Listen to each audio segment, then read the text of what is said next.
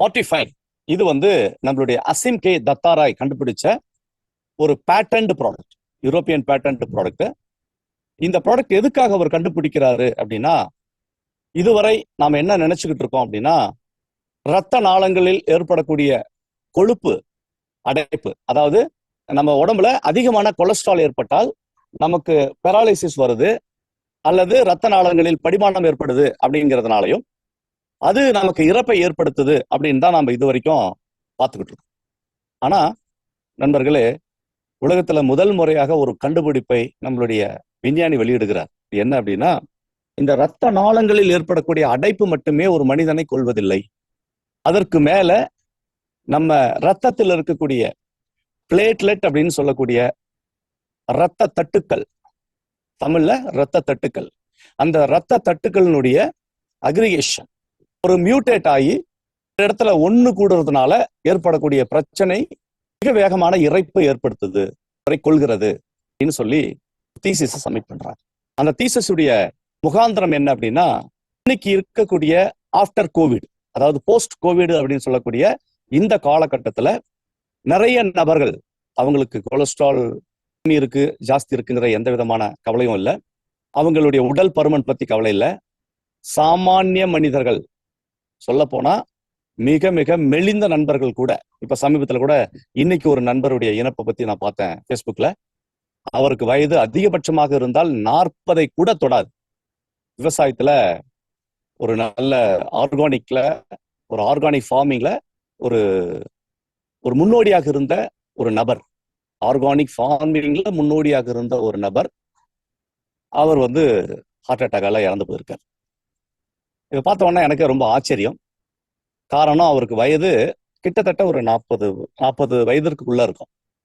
So இந்த மாதிரி ஒரு நிரந்தரம் இல்லாத வாழ்க்கையை இப்ப வாழ்ந்துகிட்டு இருக்கோம். அதுக்கு மெயினான காரணம், ஆரம்ப காலங்களில் இந்த பிளேட்லெட் அக்ரிகேஷன் அப்படிங்கிறது குறைவாகவும், சமீப காலமாக கிட்டத்தட்ட ஒரு 20 to 25 ஆண்டுகளுக்கு முன்பு இருந்து இந்த பிளேட்லெட் அக்ரிகேஷனால வரக்கூடிய இறப்புகள் அப்படிங்கிறது ரொம்ப ஜாஸ்தியா இருக்கு. அதுதான் சடன் டெத்தை கொடுக்குது. இதுக்கு ஒரு தீர்வை கண்டுபிடிக்கணும் அப்படின்னு சொல்லிட்டு கிட்டத்தட்ட 8 ஆண்டுகள் தொடர்ந்து போராடி ஒரு தீர்வை கண்டுபிடிச்சார் நம்மளுடைய அசிம் கே தத்தாராய். ஏற்கனவே ஒரு 6 வருஷத்துக்கு முன்னாடியே ஒரு ஆராய்ச்சி கட்டுரையை வெளியிட்டு அதில் ஒரு பேட்டன்ட் ப்ராடக்டையும் அவர் பண்ணார். அது என்னன்னா, தக்காளி விதைக்கு மேல இருக்கக்கூடிய ஒரு ஜெல்லுல இருந்து ஒரு இன்கிரியன்ட்டை பிரிச்சு எடுத்து அதை வந்து ஒமேகா 369ஓட மெர்ஜ் பண்ணி ஒரு ப்ராடக்ட் ஒன்று கண்டுபிடிச்சாரு. அது ஃப்ரூட் ஃப்ளோ அப்படிங்கிற பேர்ல உலகம் பூராவும் விற்பனையில் இருக்கு. அது ஒரு அவருடைய பேட்டன்ட் ப்ராடக்ட். பட் அது ஃபார்மசூட்டிக்கல் அண்டு டைரக்ட் ட்ரெடிஷ்னல் மார்க்கெட்ல உலகம் பூராவும் விற்பனையில் இருக்கு. அது ஒரு பெரிய ஹிட் ப்ராடக்ட். அதனுடைய எஃபிகசி வந்து கிட்டத்தட்ட 70%. ஆர்டிஃபைன் அப்படின்னு சொல்லக்கூடிய நம்மளுடைய பிராண்ட்ல வரக்கூடிய இந்த ப்ராடக்டுடைய காம்பினேஷன் ஜஸ்ட் டூ காம்பினேஷன் தான். ஒன்று வந்து எல்ஆர்ஜினின், இன்னொன்று கிவி ஃப்ரூட்ல இருந்து எடுக்கப்பட்ட எக்ஸ்ட்ராக்ஷன். இந்த ரெண்டை மட்டுமே பேஸ் பண்ணி ஆர்டிஃபைன் அப்படின்னு சொல்லிட்டு ஒரு ப்ராடக்டை அவர் டிசைன் பண்ணி கொடுத்துருக்காரு. இதுக்கான ஹியூமன் ட்ரையல்ஸும் பிளஸ் பேட்டன்ட் ரைட்டும் வாங்கியிருக்காங்க. இந்த ப்ராடக்டுடைய பெனிஃபிட் அண்ட் ஸ்பெசிஃபிகேஷன் அப்படின்னு பார்த்தீங்கன்னா, ஜென்ரலா எல்ஆர்ஜினினை வந்து ஒரு பியூரஸ்ட் ஃபார்ம்ல எல்ஆர்ஜினை நம்ம கன்சியூம் பண்ணும்போது ஒரு 100 mg மினிமம் நம்ம கன்சியூம் பண்ணும்போது நம்மளுடைய இரத்த நாளங்களுடைய எலாஸ்டிக்னஸ், நெகிழ்வுத்தன்மை சிறப்பா இருக்கும். மெயினா வந்து இரத்த நாளங்களுடைய நெகிழ்வுத்தன்மைக்கு எல்ஆர்ஜினின் உதவும். அதே மாதிரி கிவி ஃப்ரூட்டோட எக்ஸ்ட்ராக்ஷன் அப்படிங்கிறது மெயினா அந்த பிளேட்லெட் அக்ரிகேஷனை நார்மல் பண்றது. ரொம்ப குறைவாகவும் குறைச்சிடக்கூடாது, அதே மாதிரி ரொம்ப எக்ஸசிவாகவும் இருக்கக்கூடாது. பிளேட்லெட் அக்ரிகேஷன் ஜாஸ்தி ஆச்சு அப்படின்னா கிளாட் உருவாகும். பட் அந்த அக்ரிகேஷன் கம்மி ஆயிடுச்சு அப்படின்னா ரத்தம் உறையாத தன்மைக்கு போயிடும். ரத்தம் வந்து நீர்த்து போய் ஏதாவது காயம் பட்டால் அது வந்து கிளாட் ஆகாது, அந்த மாதிரி தன்மைக்கு போயிடும்.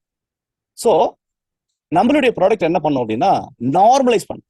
ரொம்ப எக்ஸசிவா இருக்கக்கூடிய பிளேட்லெட் அக்ரிகேஷனை நார்மலைஸ் பண்ணும். அதான் இந்த ப்ராடக்டினுடைய முக்கியத்துவம். அப்போ எல்ஆர்ஜினின் தனியா கொடுக்கும்போது ஒரு பெனிஃபிட் கொடுக்குது, கிவி ஃப்ரூட்டோடைய எக்ஸ்ட்ராக்ட் தனியா எடுக்கும்போது ஒரு பெனிஃபிட் கொடுக்குது. இதை ரெண்டையும் மெர்ஜ் பண்ணும்போது இதை தான் சினர்ஜெட்டிக் எஃபெக்ட் அப்படின்னு சொல்றோம். அதாவது ஒரு பொருளை 2 அல்லது 3 பொருளோட சேர்த்து கொடுக்கும்போது, ஒரு காம்பினேஷன் பண்ணும்போது கொடுக்கக்கூடிய பலன்கள் அப்படிங்கிறது மல்டிபிள் பெனிஃபிட்ஸாக மாறுது. இப்போ ஜென்ரலா இந்த ஆர்டிஃபைன் வந்து 500 mg கேப்சூல்ல 30 கேப்சூல்ஸ் நம்மளுக்கு கிடைக்குது.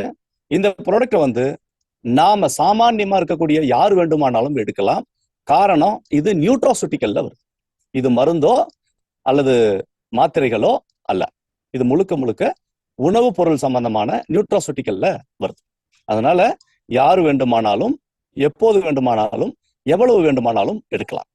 ஆனா இதுல இந்த ப்ராடக்டுடைய காஸ்டும் இதனுடைய அவைலபிலிட்டிக்காகவும் ஒன்னே ஒண்ணுதான். டெய்லி ஒரே ஒரு கேப்சூல் எடுத்தாலே மோர் தேன் எனஃப்.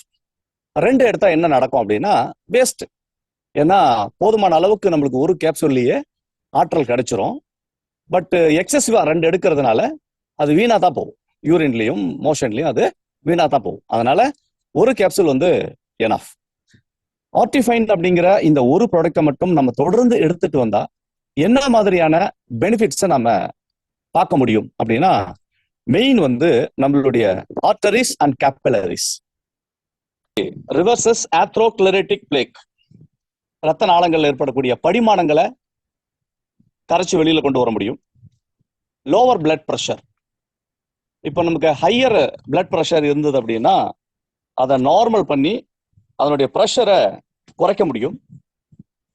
எல்டிஎல் அண்ட் ட்ரைகிளிசரைட், நம்மளுடைய ரத்தத்துல நம்ம லிபிட் ப்ரொஃபைல் டெஸ்ட் எடுத்து பார்க்கும்போது அதிகமான எல்டிஎல், லோ டென்சிட்டி லிப்போப்ரோஃபிட்டின், ட்ரைகிளிசரைட் இதெல்லாம் அதிகமாக இருந்துச்சு அப்படின்னா நம்ம ஆர்டிஃபைன் தொடர்ந்து கன்சியூம் பண்ணும்போது இது எல்லா மெடிகேஷன் வந்து ஆவறத தடுக்குது. ரிவர்சஸ் கிட்னி டிசீஸ், ஜென்ரலா நம்மளுடைய ரத்தத்துல அதிகமான திக்னஸ் இருந்ததுன்னா, முறையா ரத்த நாளங்கள்ல, மெல்லிய ரத்த நாளங்கள்ல ரத்தம் போக முடியாத சூழல் இருந்ததுன்னா, எங்கெங்கெல்லாம் ரத்தம் செல்லலையோ போகலையோ அந்தந்த இடத்துல இருக்கக்கூடிய செல்களுக்கு போதுமான அளவுக்கு ஆக்சிஜனும் போதுமான அளவுக்கு ஊட்டச்சத்துக்களும் போய் சேராததுனால அந்த செல்கள் இறந்து போகக்கூடிய சூழல்ல வந்துடும். அந்த மாதிரி சூழல்கள்ல மெல்லிய நாளங்கள், ரத்த நாளங்கள், கண்ணில் போகக்கூடிய ரத்த நாளங்கள், அப்புறம் கிட்னியில போகக்கூடிய ரத்த நாளங்கள், கால் பாதங்கள்ல போகக்கூடிய ரத்த நாளங்கள், இந்த இடத்துல போதுமான அளவுக்கு ரத்தம் பாஸ் ஆகாததுனால நிறைய நபர்களுக்கு, டயபெட்டிக்கால அவதிப்படக்கூடிய நிறைய நபர்களுக்கு இந்த மாதிரியான பிரச்சனைகள் இருக்கும். இந்த சூழ்நிலையில ஆர்டிஃபைன் வந்து தொடர்ந்து எடுக்கிறது மூலமாக ரத்தத்தினுடைய குவாலிட்டி இம்ப்ரூவ் ஆகும். அதன் மூலமாக மெல்லிய ரத்த நாளங்கள்ல கூட ரத்தமும் ஊட்டச்சத்துக்களும் ஈஸியா போய் சேர்றதுனால அந்த உறுப்பு பலமடைஞ்சு எல்லா விதமான சத்துக்களும் ஒவ்வொரு செல்லுக்கும் கிடைக்கிறதுனால அந்த செல்கள் ரீஜெனரேட் ஆகும். அதனால நமக்கு பல விதமான பெனிஃபிட்ஸ். ஜென்ரலா நமக்கு வெறும் பிளேட்லெட் சம்பந்தமான, கொலஸ்ட்ரால் சம்பந்தமான பெனிஃபிட் மட்டும் இல்லாம ஒவ்வொரு உறுப்பும் ரீஜெனரேட் ஆகிறதுக்கும், ஒவ்வொரு உறுப்பும் தன்னுடைய செயல்பாட்டை சிறப்பா செய்யறதுக்கும் நம்மளோட ஆர்டிஃபைன் சப்போர்ட் பண்ணி கொடுக்குது. அதே மாதிரி நம்மளுடைய எக்ஸசைஸ் பெர்ஃபார்மன்ஸ், நம்ம தொடர்ந்து டெய்லி எக்ஸசைஸ் பண்றோம் அப்படின்னா அதனுடைய பெர்ஃபார்மன்ஸை ஏற்றி கொடுக்குது. அதே மாதிரி நம்மளுடைய மெமரி, ஞாபக சக்தியை அதிகப்படுத்தி கொடுக்குது. மூளையினுடைய திறனை அதிகப்படுத்தி கொடுக்குது. அது மட்டும் இல்லாம டயர்ட்னஸ், நம்ம தொடர்ந்து டயபெட்டிக்கா இருந்தாலும் சரி அல்லது வந்து ஒபிஸா இருந்தாலும் சரி ஈஸியா டயர்ட் ஆயிருப்பாங்க. அப்போ உடல் முழுவதும் ரத்த நாளங்கள்ல முறையா ரத்தமும் ரத்தத்தின் மூலமாக ஆக்சிஜனும் ஊட்டச்சத்துக்களும் முறையா ஒவ்வொரு செல்லுக்கும் போய் சேர்றதுனால கிடைக்கக்கூடிய பெனிஃபிட்டாக எல்லா விதமான செல்களும் புத்துணர்ச்சி அடைஞ்சு உடனடியாக ஒரு இளமை திரும்புறதுக்கான வாய்ப்புகளை ஏற்படுத்திக்கும். இது ஆர்டிஃபைனை தொடர்ந்து காலையிலையோ மாலையிலையோ நைட்லையோ ஏதாவது ஒரு வேளை ஒரு கேப்சூல் மட்டும் எடுத்தால் போதுமானது. நண்பர்களே, இன்னைக்கு இருக்கக்கூடிய இந்த போஸ்ட் கோவிட் டைம்ல ஒவ்வொருவரும், இன்னைக்கு சொல்ல போனா யாருக்கு எந்த டைம்ல ரத்த நாளங்களில் அடைப்பு ஏற்படும் அப்படின்னு சொல்ல முடியாத சூழல்ல இருக்கக்கூடிய எல்லாருக்குமே இந்த ஆர்டிஃபைன் அப்படிங்கிறது நமக்கு எல்லாம் கிடைக்கக்கூடிய ஒரு வரப்பிரசாதமா இருக்கு. இன்னைக்கு நம்ம சமுதாயத்துல பார்க்கக்கூடிய நிறைய உயிரிழப்புகளை பார்த்தீங்கன்னா இது எல்லாமே வந்து ரொம்ப ஆச்சரியப்படக்கூடியதாக இருக்கு. இதெல்லாம் வந்து சர்வசாதாரணம் அப்படின்ற நிலையெல்லாம் தாண்டி போய் ஐயோ அவர் இறந்துட்டாரா அப்படின்னு சொல்லக்கூடிய அளவுக்கு ஆச்சரியம் தரக்கூடியதாகவும் அதிசயமானதாகவும் இன்னைக்கு மாறி இருக்கு. அப்போ ஒவ்வொருவருடைய உடலையும் செக் பண்ணி இன்னைக்கு இருக்கிற நம்மளுடைய லிப்பிட் ப்ரொஃபைல் டெஸ்ட் எடுத்துட்டு இப்போ நம்மளுடைய கண்டிஷன்ஸ், நம்மளுக்கு எவ்வளோ எல்டிஎல் இருக்கு, எவ்வளோ கொலஸ்ட்ரால் இருக்கு, எல்லாத்தையும் பார்த்துட்டு நம்மளோட ஆர்டிஃபைனை வந்து நம்ம கன்சியூம் பண்ண ஆரம்பிச்சோம் அப்படின்னா தொடர்ந்து 3 அல்லது 4 மாதத்துல மறுபடியும் போயிட்டு நாம எடுத்த அதே கிளினிக்கல் ரிப்போர்ட் மறுபடியும் எடுத்து பார்த்தோம் அப்படின்னா இந்த சேஞ்சஸை நம்மளை பார்க்க முடியும். அதே மாதிரி அந்த 3 மாசத்துக்குள்ளார நம்மளுடைய உடல் இலகுவாக மாறி இருக்கிறத நம்ம பார்க்க முடியும். காரணம், ஒரு 2 மாடி ஏறி போறதுக்குள்ளார மூச்சு வாங்குது, அல்லது நம்ம ஏதாவது ஒரு பொருளை தூக்குறதுக்கு முடியாத அளவுக்கு மூச்சு வாங்குது, அல்லது வந்து கொஞ்சம் தூரம் நடந்தா மூச்சு வாங்குது, இந்த மாதிரியான சூழல்ல இருக்கக்கூடியவங்க எல்லாம் உடனடியாக இமீடியட்டா ஒரு பிளட் டெஸ்ட் எடுத்துட்டு லிபிட் ப்ரொஃபைல் டெஸ்ட் எம்டி ஸ்டொமக்ல போய் எடுத்துட்டு ஒரு 3 மாசம் ஆர்டிஃபைன் எடுத்துட்டு நம்ம மறுபடியும் போயிட்டு நம்ம கிளினிக்கல் ரிப்போர்ட் எடுத்து பார்த்தோம் அப்படின்னா இந்த ஆர்டிஃபைன் அப்படின்னு சொல்லக்கூடிய ஜஸ்ட் ஒரு கேப்சூல் எத்தனை மாயாஜாலங்களை நம்மளோட உடம்புல பண்ணியிருக்கு அப்படிங்கிறத நம்ம பார்க்க முடியும். இது நிரூபிக்கப்பட்டது. இதை நம்ம இப்ப கொடுக்கக்கூடிய பெனிஃபிட்ஸ் எதுவுமே நாம சொல்லக்கூடிய பெனிஃபிட்ஸ் அல்ல. நம்மளுடைய சயின்டிஸ்ட் இன்னென்னலாம் இதனால் வரக்கூடிய இந்த சினர்ஜெட்டிக் எஃபர்ட்னு சொல்லக்கூடிய இதனால் வரக்கூடிய இன்னென்ன பெனிஃபிட்ஸ் அப்படிங்கிறத அவரு டிஸ்கிரைப் பண்ணி கொடுத்துருக்காரு. அதை பேஸ் பண்ணி தான் இந்த பெனிஃபிட்ஸை நம்ம சொல்றோம்.